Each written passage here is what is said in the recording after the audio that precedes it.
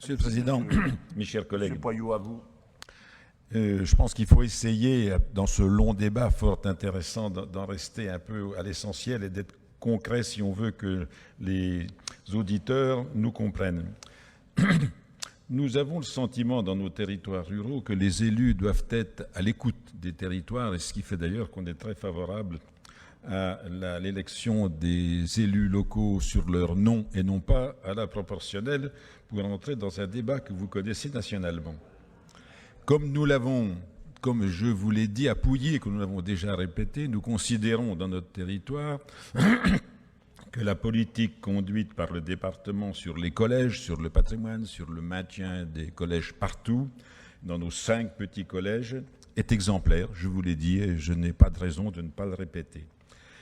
La mise en place de la tarification des repas à 2 € a été très bien accueillie dans nos territoires, et d'ailleurs nous nous étions exprimés avec ma collègue en disant, peut-être avec une petite nuance avec nos collègues du groupe, que à 2 €, nous ne voyions pas l'intérêt d'une tarification différenciée. On peut avoir des nuances chacun.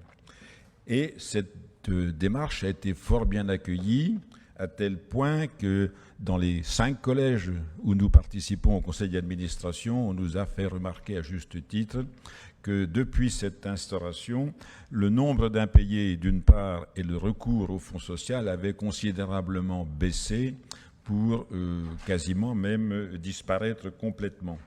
Alors, bien évidemment, et j'en ai discuté avec des collègues des 2 groupes d'ailleurs, il est évident qu'on s'habitue, quand je dis on, c'est les familles, tout le monde s'habitue à une situation plus favorable et on peut craindre que cette évolution, on ne va pas prendre de mots qui choquent comme ça, cette évolution du tarif, le retour à un tarif qui, je le reconnais, reste tout à fait modeste, puisqu'au regard du coût réel, on est bien d'accord, risque de changer fondamentalement la situation, surtout pour les familles les plus modestes, et dans nos territoires, c'est plutôt le cas général.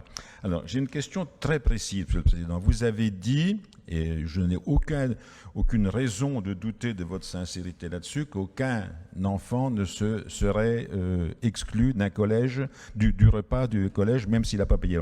J'ai un point très précis sur l'application du 3.2.2 du rapport, qui est à la page 10, le dernier alinéa. Il vous est proposé de créer un régime forfaitaire qui ne s'appliquerait qu'aux élèves boursiers qui présenteraient plus de 20 repas impayés sur les trimestres précédents. Ce régime forfaitaire permettrait aux collèges concernés de prélever tout ou partie de la bourse nationale, comprise entre 38 et 165 € par trimestre, pour financer les impayés. Là-dessus, moi, je souhaiterais qu'on ait une précision sur le fonctionnement. Vous n'ignorez pas que les bourses nationales qui sont attribuées sont sur des revenus particulièrement modestes et que certes, il y a la cantine qui est une dépense, mais il y a les autres dépenses de la famille classique, l'habillement des enfants, le repas du matin, le repas du soir.